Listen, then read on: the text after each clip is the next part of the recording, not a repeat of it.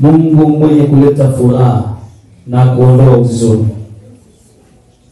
Tunapojaa mahitaji, furaha huwa na kuwa mdogo kwetu. Lakini unapojibu mahitaji yetu, furaha inakuwa. Ulete furaha ndani ya watu wako. Ujibu mahitaji yao na wasumbua na kuwalemea. Kwa jina la Yesu Kristo. Kila mmoja aliye hapa amejaa, ana mzigo ambao ameubeba katika moyo wake. Unaomlemea, unaomsumbua mahitaji, mashida mbalimbali, matatizo mbalimbali, na hatuna mwingine tunaweza kumkimbilia. Tunaona mwandishi mzuri anasema ya kwamba na tumtwike fadhaa zetu zote. Ni wewe tunaletea mizigo yetu. Ni wewe tunaletea shida zetu. Hakuna tuwezi enda kwa wanadamu, hatuwezi enda kwa waganga wa dunia hii, lakini tunakuja kwako sababu tunajua ni wewe unakuwa na suluhisho kwa maisha yetu. Tuliyemwamini wewe tunakujua na ulikufanya ili tuweze kukujua wewe. Asante Mungu sababu Kristo alipokuja alitujulisha jina lako, na kupitia hilo jina magonjwa yanapona. Walio wagonjwa watapokea uponyaji. Walio na shida mbalimbali watapokea suluhisho toka kwako. Kwa jina la Yesu Kristo, sababu jina lako ni jina kubwa lipitalo majina yote. Kupitia hilo jina tuliokolewa. Ndio kwa maana Bwana haujakuwa mdogo ili uweze kututendea kwa yale mazito yanayotulemea. Ndio kwa maana tunahitaji uwezo wako, nguvu zako zitembelee watu wako asubuhi ya leo. Kwa jina la Yesu Kristo. Hatutasahau kulitaja kanisa lako, sababu ulisema hata misingi ya ulimwengu haitaliweza kanisa. Na sisi tuko hapa kwa niaba yako. Tuko hapa kwa ajili yako.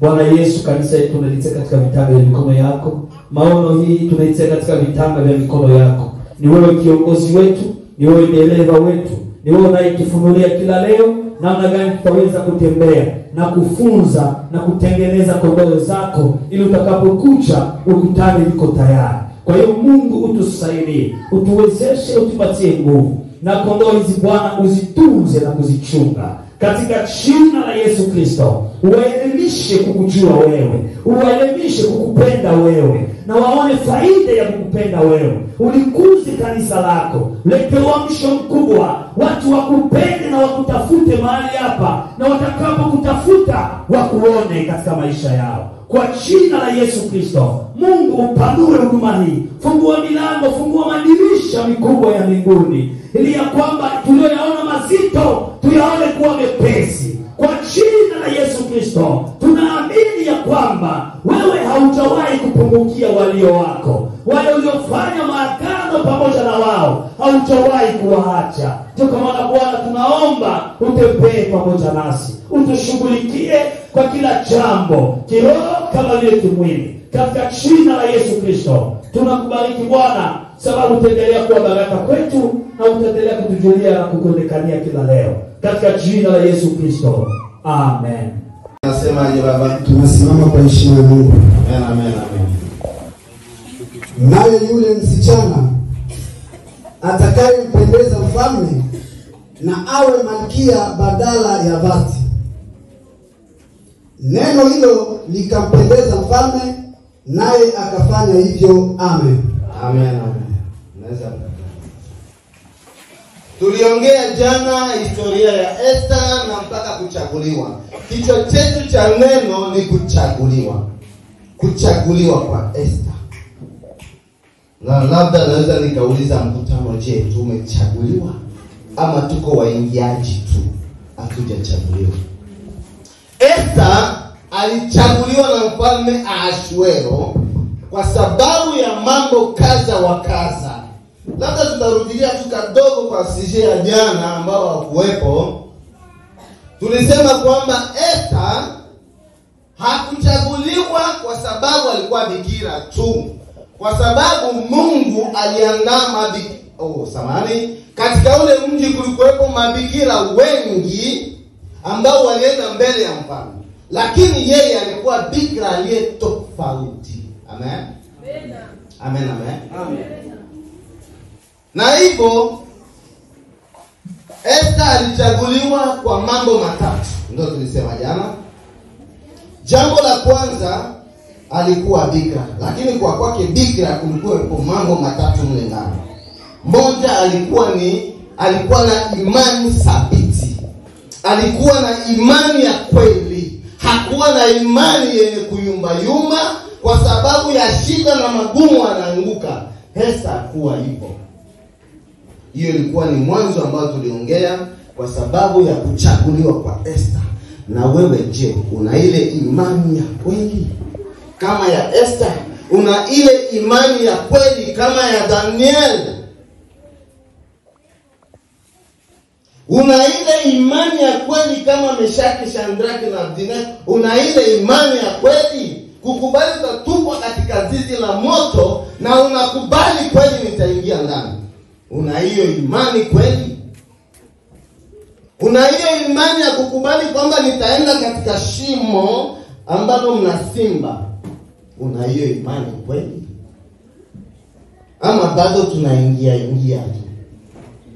Hiyo ilikuwa pointi ya kwanza ambayo Esther alionyesha katika kuchaguliwa kwake. Kitu cha pili ambacho Esther alichaguliwa, alikubali ubalozi, alikubali uwakili, alikubali kumtumikia Mungu. Unapotoka Burundi ukienda Tanzania huko Mkristo, ukirudia Tanzania basi ni juu. Unakuja jionyesha Mkristo Burundi, Tanzania mapamba yake. Unaweza kuongeza. Alikubali uwakili, alikubali sehemu yote atakayokwenda Esther atamtumikia Mungu wake. Na kwa kukubali uwakili tukasema mambo matatu. Moja, alikuwa mwaminifu. Mwaminifu anakuwa kwa jambo dogo ni mwaminifu, kwa jambo kubwa ni mwaminifu. Alikuwa ni mwaminifu bila kutikisika. Kitu cha pili, Esther alikuwa ni mtiifu. Alikuwa anatii chochote kile alichokiamrishwa. Kama jinsi leo tuko na tatizo hapa la ujenzi, tunaambiwa moja kwa moja tutajenga na kila mtu atafanya hivi, si kwa mpango wako lakini unakifanya. Amen, amen. Amen. Esther alikuwa ni mtiifu. Na cha mwisho cha Esther, tofauti na utiifu, inakufa. Amen. Wakati yote uko unaonesha imani yako, lakini watu hawaoni matendo, inakufa. Na kitu cha tatu cha ubikira wake, alikubali mavuno. Akasema watendakazi ni wengi. Watu ni wengi lakini watendakazi ni wachache. Na kila sehemu tulikwenda tunaonesha hiyo. Kitu ya pili ambayo tulionyesha kwa Esther, alikubali maagizo na akayatekeleza, kwa sababu Esther hakula chakula cha kifalme, hakuoga maji ya kifalme, hakujipaka mafuta ya kifalme, lakini vyote alivyovitumikisha vilikuwa vinatoka kwa mjomba wake Mordekai.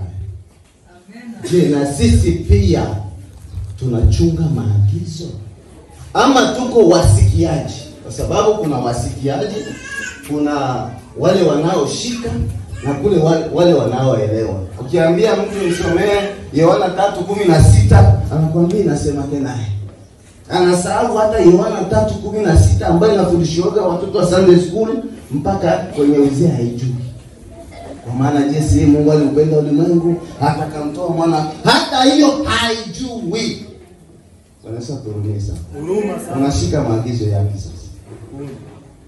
Ni kuonekana huko Mkristo tu asilieni, lakini mavuno nashindwa kuyatenda.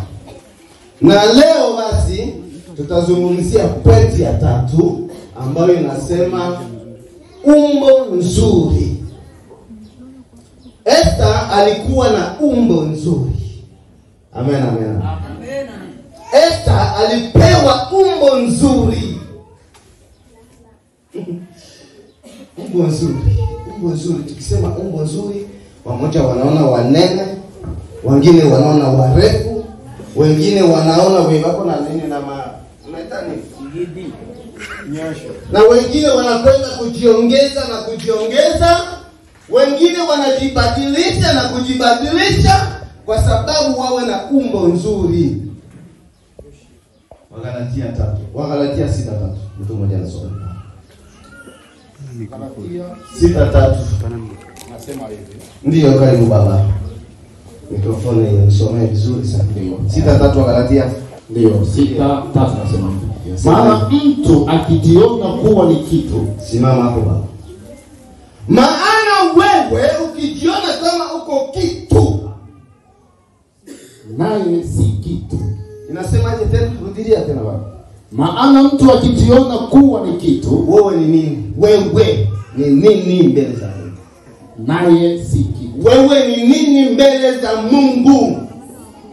Shuka chini. Ajidanganya, Unadanganya nafsi yako bure. Amen, amen, amen. Taendelea hapo chini pia nyumbani. Ukijiona wewe ni kitu, si kitu mbele za Mungu. Haufananishwi hata na kitu. Amen, amen, amen. Amen, amen, amen. Amen. Watu wengi wanajidanganya kwani ni makoti. Kwa sababu wamepewa cheo. Ni mimi tu. Ni mimi tu. Ndio. Kwa sababu una pesa unajipandisha. Kwa sababu una nyumba nzuri unajipandisha. Hutaki hata mwingine aingie mwako. Kwa sababu umejaliwa unakula vizuri, unajiona ni wewe tu. Hauko kitu. unajidanganya tu bwana. Unaweza kuhurumia sana. Lakini tunakuwa tunakosa kiasi katika kuishi kwetu. Na hivyo hatutachaguliwa. Tutafute kuchaguliwa. Umbo la Esther haikuwa jinsi ilivyo. Hapana. Haikuwa muonekano wangu jinsi nilivyo, lakini yalikuwa ni matunda tisa ya Roho ndani yake. Amen, amen, amen. Amen. Kitu cha 4 ambacho ni cha mwisho, Esther alikuwa na sura mwema. Ukisoma Biblia vizuri, hajakwambia Esther alikuwa na sura nzuri.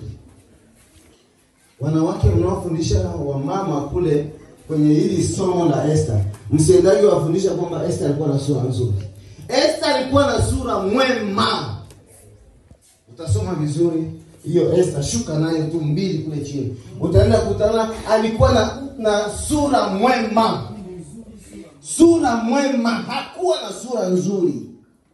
Kuna tofauti kati ya sura nzuri na sura mwema. Amen, amen. Lakini unakutana watu wanajichubua. Chukua moja